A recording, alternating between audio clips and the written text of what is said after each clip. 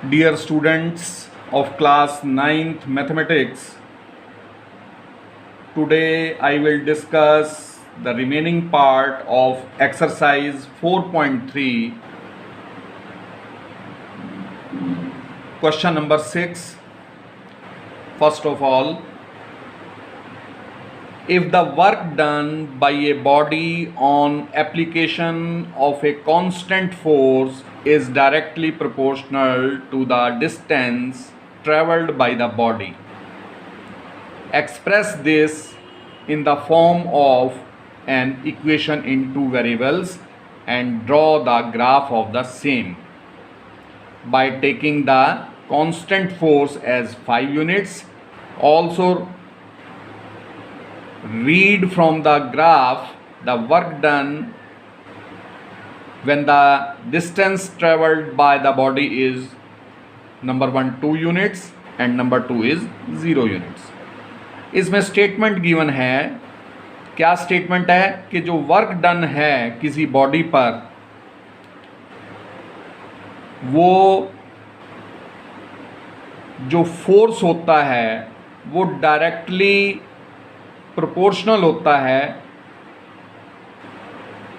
Distance travelled by the body. जो किसी body पर आप फोर्स अप्लाई करते हैं और फोर्स अप्लाई करने से जो डिस्प्लेसमेंट होता है, डिस्टेंस ट्रेवल करती है, उसके डायरेक्टली प्रोपोर्शनल होता है. तो इस स्टेटमेंट को आपने इक्वेशन की फॉर्म में एक्सप्रेस करना है और फिर उस इक्वेशन का आपको ग्राफ ड्रॉ करना है. तो कैसे करेंगे इसमें? Suppose the distance travelled is equal to x units. Suppose work done by the body is equal to y units. Right now y is proportional to x. यही तो गिवन है कि work done by the body जो है वो distance travelled के directly proportional है. तो y is directly proportional to x. अब ये डायरेक्टली प्रोपोर्शनल टू के साइन को इक्वल टू में कन्वर्ट करना है हमें. तो y is equal to kx. k क्या है यहाँ पर? Where k is some constant. ये कांस्टेंट है और ये कांस्टेंट की वैल्यू भी गिवन है क्वेश्चन में. कितनी गिवन है? 5. तो y is equal to 5x. सामने मैंने शो कर दिया है कि by putting k is equal to 5. k की जगह पर हमने 5 पुट कर दिया. ये गिवन है. अब वही मेथड है जो पिछले क्वेश्चंस में हम करते चले आए हैं ग्राफ ड्रॉ करने के लिए कि put x is equal to 0. इसमें x is equal to 0 put करेंगे इक्वेशन में तो y की वैल्यू 0 आ जाएगी. x की वैल्यू 1 पुट करेंगे तो y की वैल्यू 5 आ जाएगी. x की वैल्यू 2 पुट करेंगे तो y की वैल्यू 10 आ जाएगी. ये आप टेबल बना देंगे और इसमें x की वैल्यूज़ पुट कर देंगे, शो कर देंगे और फिर y की वैल्यूज़ शो कर देंगे. ये 3 पॉइंट्स हमने सपोज कर लिए A B C. तो ये A B C 3 पॉइंट्स हो गए और ये इनके कोऑर्डिनेट हो गए 0 0, B के कोऑर्डिनेट 1 5, C के कोऑर्डिनेट 2 10. अब इसी तरह से x एक्सिस और ये y एक्सिस ड्रॉ करके इस पे एंट्रीज ले लीजिए 1 2 3 4. इसी तरह से y एक्सिस पर 2 4 6 8 10 इस तरह से. अब a के कोऑर्डिनेट 0 0 हैं तो 0 0 तो ओरिजिन होता है, कुछ सोचने की ज़रूरत ही नहीं है. ये ओरिजिन पर a पॉइंट हो जाएगा. अब 1 5 x एक्सिस पर देखिए पहले 1, फिर y एक्सिस पर देखिए 5 और x एक्सिस से इमेजिन कीजिए डॉटेड लाइन स्केल की हेल्प से और फिर यहाँ से 5 से डॉटेड लाइन परपेंडिकुलर लाइन, ये दोनों एक दूसरे को इंटरसेक्ट करेंगे B पॉइंट पर.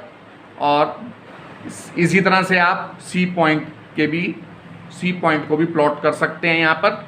और इन तीनों पॉइंट्स A B और C पॉइंट्स को ज्वाइन करती हुई लाइन आप स्केल की हेल्प से ड्रॉ कर देंगे. यही जो है इक्वेशन हो जाएगी आपकी, यही जो है ग्राफ हो जाएगा गिवन इक्वेशन का. अब वो एक और बात आपसे पूछ रहा है कि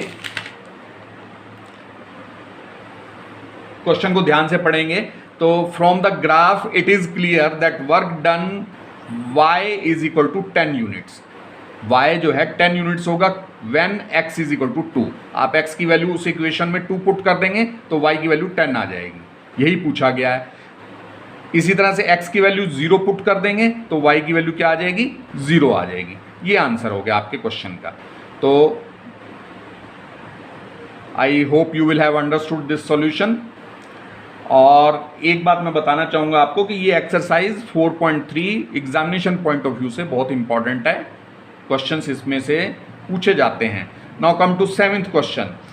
Yamini and Fatima, 2 students of class 9th of a school, together contributed rupees 100 towards the Prime Minister's Relief Fund to help the earthquake victims.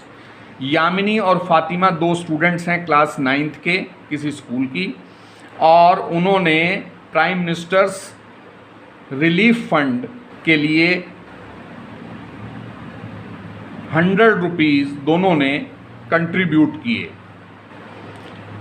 अब इस जो डेटा है इसको आपको लीनियर इक्वेशन की फॉर्म में लिखना है। तो suppose Yamini contributed rupees x, suppose Fatima contributed rupees y, both contributed rupees 100। ये भी गिवन है क्वेश्चन में कि दोनों ने मिला करके 100 रुपीज़ कंट्रीब्यूट किए, तो x plus y is equal to 100 हो जाएगा। यहाँ से y is equal to 100 minus x हो जाएगा। अब ये ज़रूरी नहीं है कि यहाँ से y is equal to 100 minus x करना ही ज़रूरी नहीं है, आप यहाँ से इस इक्वेशन से भी आप वैल्यूज़ को पुट कर सकते हैं। तो put x is equal to 50 तो y इज इक्वल टू 50 आ जाएगा, उसी तरह से प्रीवियस क्वेश्चंस की तरह से। और x is equal to 100 put करेंगे, y इज इक्वल टू 0 आ जाएगा। x is equal to 150 put करेंगे तो y की वैल्यू माइनस 50 आ जाएगी। ये टेबल फॉर्म कर देंगे, ये points A B C suppose करके उनके कोऑर्डिनेट्स लिख देंगे। और इधर यहाँ आप देखिए ग्राफ उसी तरह से ड्रॉ कर देंगे जैसे प्रीवियस क्वेश्चंस में ड्रॉ किया है। यहाँ x एक्सिस पर फर्स्ट पॉइंट 50, सेकेंड 100, थर्ड 150, इसी तरह से इधर -50, -100, -150, और y एक्सिस पर देखेंगे 50, 100, 150 एंड सो ऑन। अब ये ग्राफ ड्रॉ करेंगे, फर्स्ट पॉइंट है 50, 50, तो x एक्सिस पर 50 देखें, y एक्सिस पर आप 50 देखें, और दोनों से दोनों नंबर से जाने वाली जो परपेंडिकुलर लाइन है वो a पर इंटरसेक्ट करेगी, तो ये a आ गया पॉइंट 50, 50। इसी तरह से b आ जाएगा, इसी तरह से c आ जाएगा। a b c तीनों को ज्वाइन कर देंगे स्केल की हेल्प से आप, और ये ग्राफ आ जाएगा। यही आपको करना था, इस क्वेश्चन में ग्राफ ड्रॉ करना था। तो इम्पॉर्टेंट क्वेश्चन है ये। अब 8th क्वेश्चन देखिए। In countries like USA and Canada temperature is measured in Fahrenheit.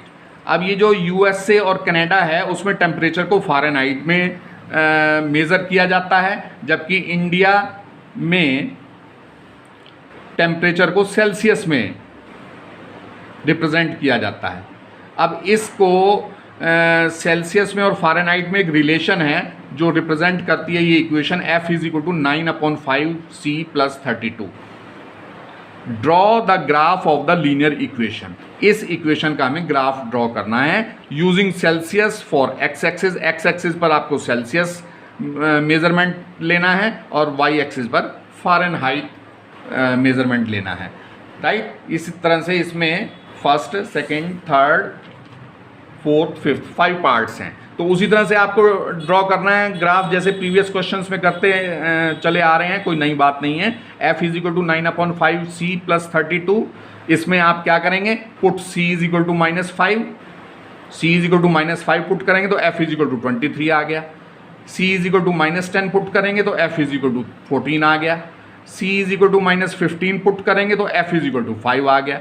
अब इसमें एक बात ध्यान देने वाली है कि हमें C की वो वैल्यूज़ लेनी है जिससे कि F की वैल्यू फ्रैक्शन में ना आए, बस ये बात ध्यान रखनी है। अब इसी तरह से आप टेबल ड्रॉ कर देंगे और ये पॉइंट्स P Q R इस बार हमने सपोज कर लिए, इसके कोऑर्डिनेट्स आ गए। अब इसके ग्राफ जो है इस तरह से देख रहे हैं आप, x एक्सिस और y एक्सिस। x एक्सिस पर सेल्सियस और y एक्सिस पर फ़ारेनहाइट लेंगे हम, और उसी तरह से जैसे प्रीवियस क्वेश्चंस में ये ग्राफ ड्रॉ कर देंगे। ग्राफ ड्रॉ कर दिया हमने। अब सेकंड पार्ट इसमें क्या है कि if the temperature is 30 degree Celsius, temperature जो है 30 डिग्री सेल्सियस है, तो फ़ारेनहाइट में कितना होगा टेम्परेचर। तो जब सेल्सियस की वैल्यू 30 डिग्री है तो यहाँ पर देखिए क्वेश्चन नंबर 1 में, सॉरी इक्वेशन नंबर 1 में C की वैल्यू आप पुट कर देंगे 30 डिग्री, C की वैल्यू 30 डिग्री पुट करेंगे और F की वैल्यू फाइंड कर देंगे। तो इसको हमने नेक्स्ट पेज पर किया है, आप ध्यान से देखिए। Put C is equal to 30 degree, F is equal to 9/5 into 30 plus 32, तो कितना आ जाएगा 5 6 जा 30 एंड 6 9 जा 54 plus 32 that is 86 degree Celsius, 86 degree Fahrenheit sorry. तो F इज इक्वल टू अब 95 डिग्री है, इसको C में कन्वर्ट करना है तो कैसे करेंगे, F की वैल्यू 95 आप पुट कर दीजिए इक्वेशन में और इस तरह से सिंप्लीफाई करते हुए C की वैल्यू 35 आ जाएगी। अब सेल्सियस में 0 डिग्री सेंटीग्रेड टेम्परेचर है, फ़ारेनहाइट में क्या वैल्यू होगी, C की वैल्यू 0 पुट कर दीजिए गिवन इक्वेशन में, तो F की वैल्यू कितनी आ जाएगी, F की वैल्यू भी 32 आ जाएगी। ठीक है। अब if F is equal to 0, अगर F 0 है तो गिवन इक्वेशन में